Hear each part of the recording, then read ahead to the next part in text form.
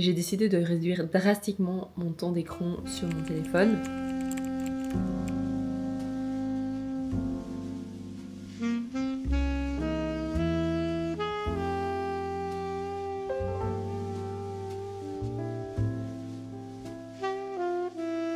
C'est un peu la méthode Pomodoro finalement.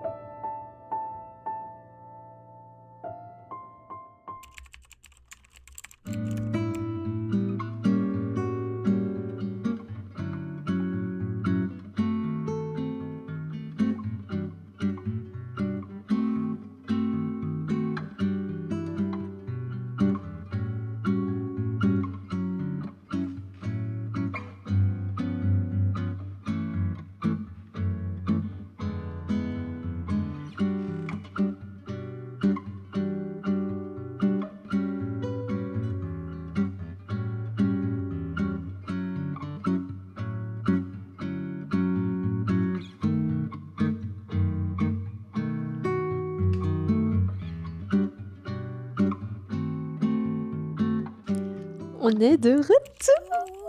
Je suis super contente les gars. Si vous me suivez depuis l'année passée, en tout cas si vous regardez les vlogs, vous savez que genre en août, j'ai cassé ma caméra. Pas moi qui viens de casser ma caméra. Le petit bouton là.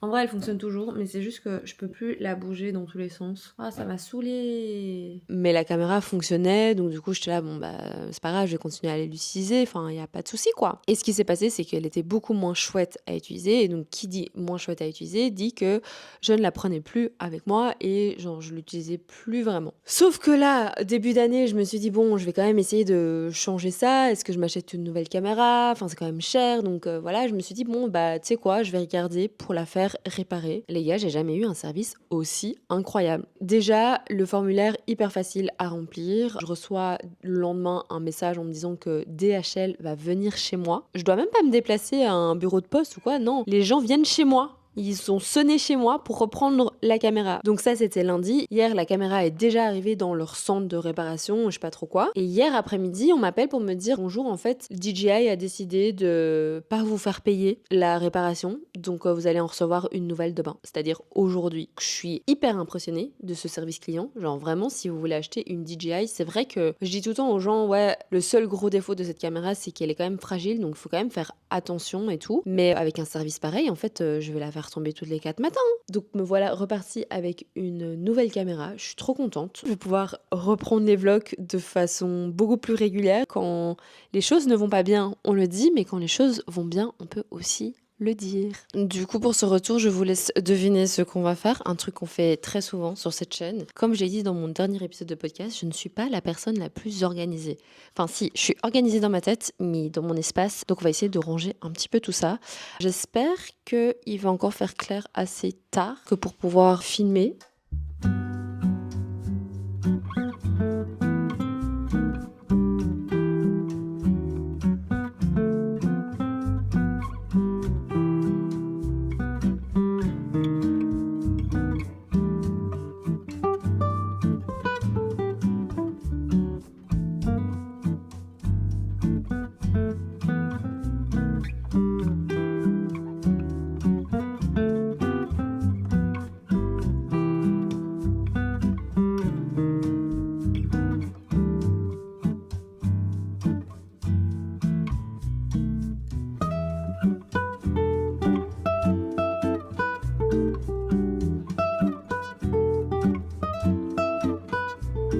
qu'il n'y a rien qui a changé, mais je vous jure que j'ai tout trié là.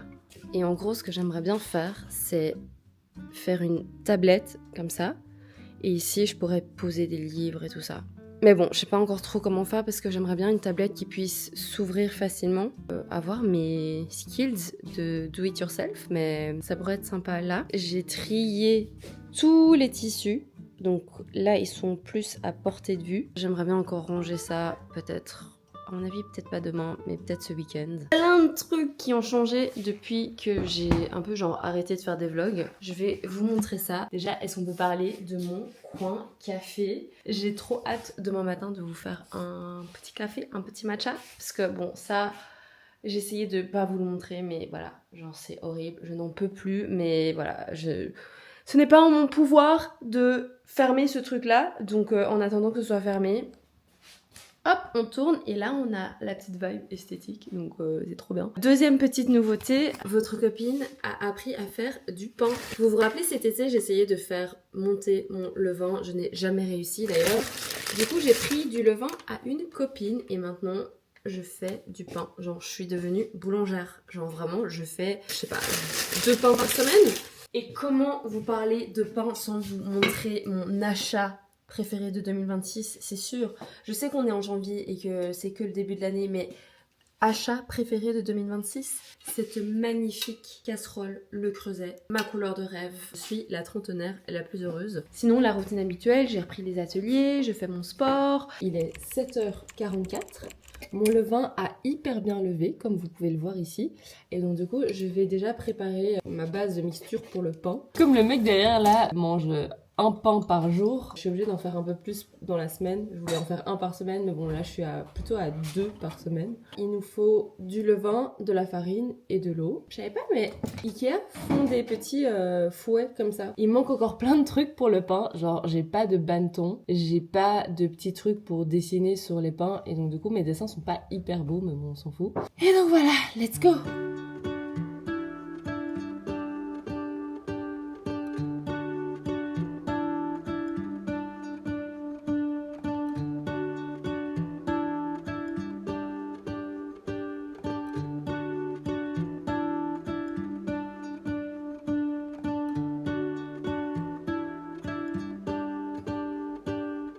Au début, quand j'ai commencé, j'étais là, mais ça ressemble à rien. J'essayais que ça ressemble à quelque chose.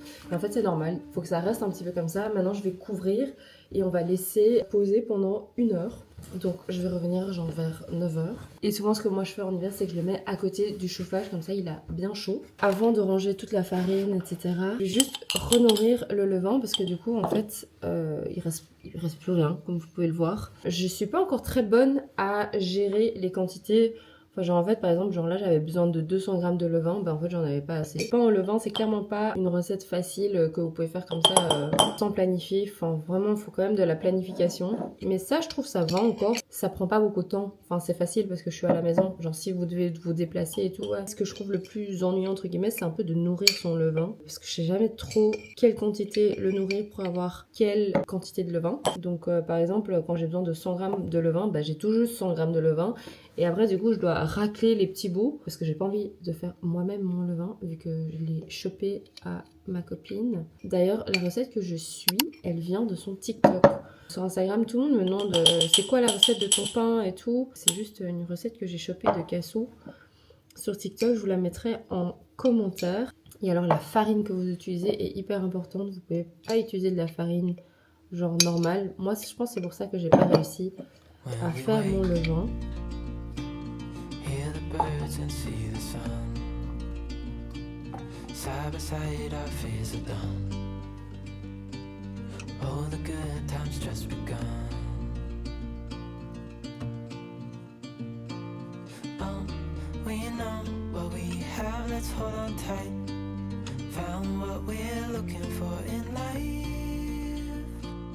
Call us crazy, but things are finally right. You and I, the future is bright. Oh, you and I, we got it. Oh, we don't need no more. Even in Donc là, il est 8h41. Il commence un peu à faire jour, mais il fait vraiment gris. Bienvenue en Belgique. Vous ne me suivez pas sur Instagram ou sur TikTok, vous savez peut-être pas. J'ai décidé de réduire drastiquement mon temps d'écran sur mon téléphone. Je suis assez fière de moi parce que j'y arrive. J'ai fait une petite vidéo qui explique ce que j'ai mis en place. Personnellement, je trouve que ce qui fonctionne le mieux pour moi, c'est vraiment une vraie limite. Donc c'est mon copain qui a le code de mon temps d'écran. Une fois que mes 30 minutes hebdomadaires sont passées, je ne peux plus aller sur TikTok et je ne peux plus aller sur Instagram. Pour l'instant, je suis à 30 minutes sur Insta, 30 minutes sur TikTok. C'est vachement short, donc du coup, j'ai une espèce de backup, étant donné que la création de contenu, c'est quand même genre une partie de mon métier. Je dois poster certaines choses et écrire des posts et parfois faire des stories et tout, ça prend du temps, donc ça fait quand même partie de mon travail. Donc j'ai un deuxième backup qui est mon iPad mini. Ce qui change du téléphone, c'est que la navigation est beaucoup moins intuitive et donc ce qui fait que je vais être beaucoup moins tentée de scroller plus longtemps dessus, même si de temps en temps, je vais pas vous mentir, je vais quand même regarder un petit peu. Donc j'ai 30 minutes sur mon téléphone, j'ai 1 heure sur mon iPad, mais sur mon iPad, c'est principalement pour tout ce qui est travail ou quand j'ai oublié de poster un truc ou quoi, je le fais vite sur mon iPad. Alors le but de toute cette expérience, évidemment, c'est d'utiliser mon téléphone de façon beaucoup plus intentionnelle et d'éviter de scroller et de perdre mon temps clairement sur cet écran, ce petit écran. Là, je me suis quand même donné des règles assez strictes parce que je suis quand même une énorme addict, mais à voir dans le temps si j'arriverais potentiellement à aller sur Instagram, à aller sur TikTok sans que ça devienne genre une énorme session quoi. Une chose que j'ai remarqué aussi depuis que j'ai diminué mon temps d'écran, c'est ma capacité à me concentrer. Alors c'était goal numéro 1. Je pense que le mot pour 2026, c'est attention. Genre j'ai envie de récupérer mon attention. J'ai vraiment envie de reprendre ces minutes de temps que je passe à gauche à droite et après je me retrouve à la fin de la journée en mode genre j'ai pas réussi à finir ma to-do, j'ai pas réussi à avancer vers mes goals de la journée, de la semaine, du mois. Donc ça c'est vraiment genre un peu mon objectif et je me rends compte que j'arrive petit à petit à récupérer cette attention. Et comment est-ce que je l'ai remarqué? C'est les sessions de lecture. Avant, vraiment, genre, je lisais et j'étais très vite distraite par autre chose. Je commençais à lire et mon cerveau allait partir dans un sens ou dans l'autre et j'allais être là, ok, il faut absolument que je check ça sur mon téléphone ou genre, il faut absolument que j'envoie un message à telle personne. Et là, maintenant, mes sessions de lecture sont beaucoup plus longues. Vraiment, je passe beaucoup plus de temps à lire et j'ai moins cette envie, ce itch d'aller prendre mon téléphone chaque fois. Là où quand je lisais avant et que mon téléphone n'était pas trop loin, j'allais chaque fois un peu regarder. Là, en vous prenant, je me rends compte à quel point j'ai pas vlogué du tout depuis la fin de l'année et que ça m'avait manqué parce que j'ai l'impression qu'il y a plein de trucs à vous raconter, il y a plein de trucs à vous dire. Aujourd'hui au programme, je vais faire pas mal de créa. J'ai envie de faire de la création de contenu, j'ai envie de reprendre un petit peu les pinceaux. J'ai aussi un projet personnel sur lequel je dois travailler. Donc on va faire ça tout en n'oubliant pas notre petit pain qui est en train de lever là en ce moment.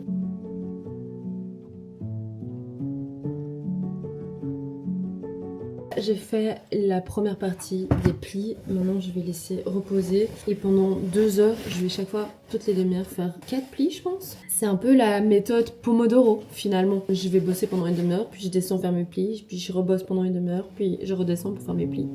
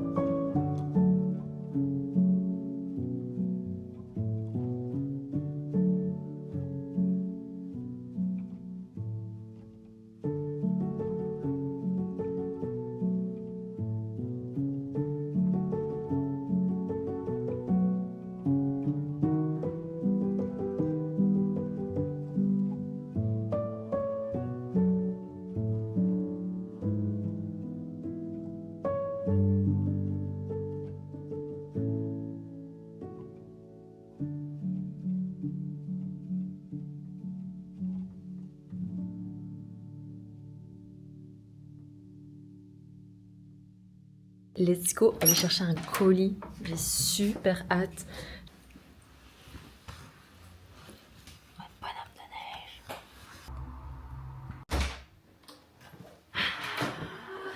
Je suis trop contente. Est-ce que vous avez deviné ce que j'ai acheté? Ah, je suis hyper contente. Si vous me suivez depuis un petit temps, vous savez que j'achète énormément de mes objets tech, que ce soit caméra, objectifs, etc. Je les achète principalement en seconde main chez Cash Converter. Enfin, ma passion, si un jour ils veulent me sponsoriser, vraiment, genre, je les adore. Et quand je les achète neufs, une petite astuce, c'est d'acheter les second chance sur Coolblue. En fait, Coolblue a une politique de 30 jours de retour. Et donc, quand vous rendez vos différents produits, Coolblue les revend mais à un prix un peu moins cher quoi. Donc là par exemple j'ai payé mon iPhone 300 € moins cher que si je l'avais acheté neuf. Il est trop beau. Et donc ça c'est mon ancien et ça c'est le nouveau. Je comprends pas comment ça se fait que j'ai pas été invitée à l'avant-première de Bridgerton. Sûrement une petite erreur de Netflix, mais c'est pas grave, je leur en veux pas. Mais par contre, j'étais quand même chaude d'organiser une watch party pour la release de la saison 4. Et qui dit soirée dit invitation. Et forcément, vous pouvez compter sur moi pour en faire une do-it-yourself à l'aquarelle. Pour moi, la fleur qui caractérise Bridgerton, c'est clairement la glycine. Il y en a partout sur la façade et je trouve que ça donne un côté très british, donc c'est ce que j'avais envie de faire avec cette invitation. Ensuite, j'avais trop envie de faire un petit clin d'œil au thème de la saison qui est le bal masqué. J'ai d'ailleurs pris un énorme coup de vieux en me rendant compte que la maman, c'est Cho Chang dans Harry Potter. Bref, j'ai trop hâte de visionner cette saison et en attendant, je vous laisse avec le résultat final de cette invitation. Je suis très contente d'avoir rajouté quelques petites touches de doré à la fin, ça fait très Lady Whistledown. Bref, je vous laisse, j'ai une série à regarder. Bisous! Donc là, il est 4h et on va maintenant façonner le pain. Regardez comme il a hyper bien monté.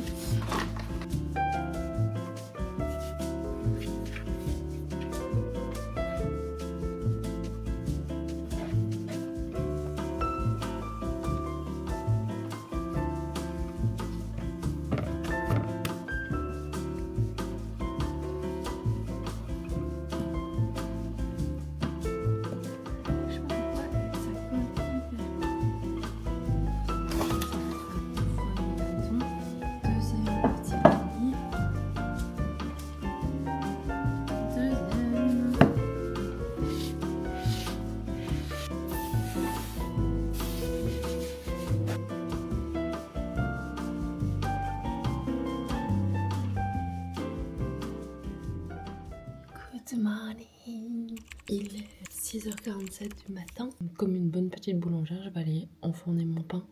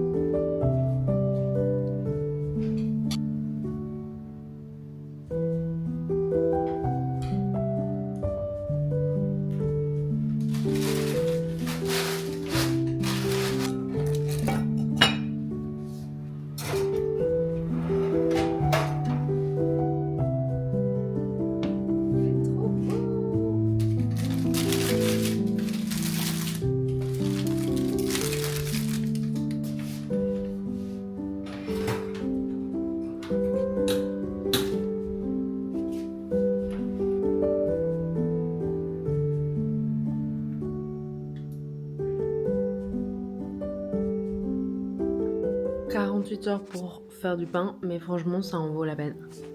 C'est trop bon. Là ce matin je fais rien de hyper intéressant, je fais juste du montage, beaucoup de montage. Je travaille avec mon nouveau petit joujou, passé d'un 12 à un 17, c'est... j'ai l'impression d'avoir des lunettes HD déjà au niveau de la qualité de la caméra et j'ai l'impression qu'il est plus rapide aussi. Mais bon, ça c'est peut-être juste moi. Et la batterie incroyable, genre là je l'ai pas encore chargée depuis hier. Après avoir fait une petite sieste, on est parti pour voir ma filleule. j'ai trop hâte, c'est la première fois que je la rencontre. Vous avez d'ailleurs vu nos petites péripéties avec Salomé sur cette chaîne, que ce soit à Londres, on l'a vue enceinte et tout. Et donc là, baby is here et j'ai trop hâte de la voir parce que je l'ai pas encore vue. Alors j'ai déjà eu plusieurs copines qui ont accouché, mais c'est ma meilleure amie qui est maman quoi. Genre, je trouve ça trop fou. J'adore ce petit setup là. Qu'est-ce qu'on en pense? J'ai rangé tout le coin ici à tantôt et du coup je trouve que ça donne vraiment bien. Je me dis que je pourrais faire des petits outfit check. Voilà. On est parti à Anvers.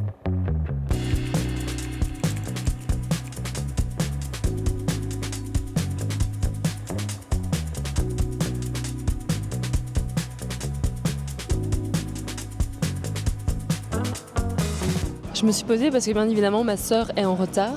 Le mec trop sympa m'a donné 2 croissants.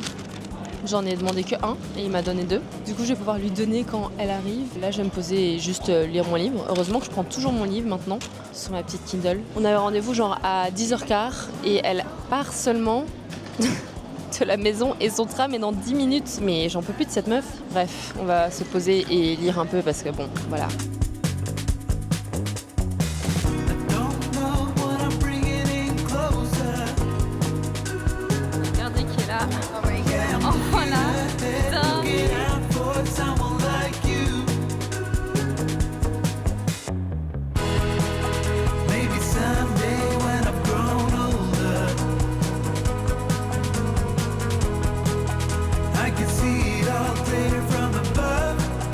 Moi j'ai envie qu'elle devienne vlogueuse mais toujours pas. Pas quand ça arrive. Toujours pas. Je vais faire un petit What's in my bag. Est-ce que t'es prête? D'abord on a la petite pochette G. En fait je l'utilisais pas mais c'est quand même assez pratique. Il y a la batterie, j'ai le micro dedans, j'ai un petit trépied. La marque là c'est un peu de la merde. J'ai payé 40 balles ce truc. N'achetez pas, franchement, regardez. Petit câble, donc ça c'est un peu le truc tech. Ensuite portefeuille, nouveau téléphone. Ensuite petite pochette make-up avec le combo lèvres du moment. Ce petit truc que j'ai reçu l'année passée, regardez comment c'est trop mignon. Des si jamais veut se laver les mains, crème pour les mains. J'ai mon petit appareil photo. Nous avons batterie portable, même si maintenant avec le nouvel iPhone, pas besoin. La Kindle et mes clés avec 10. Et voilà, je pense que c'est tout. Hein.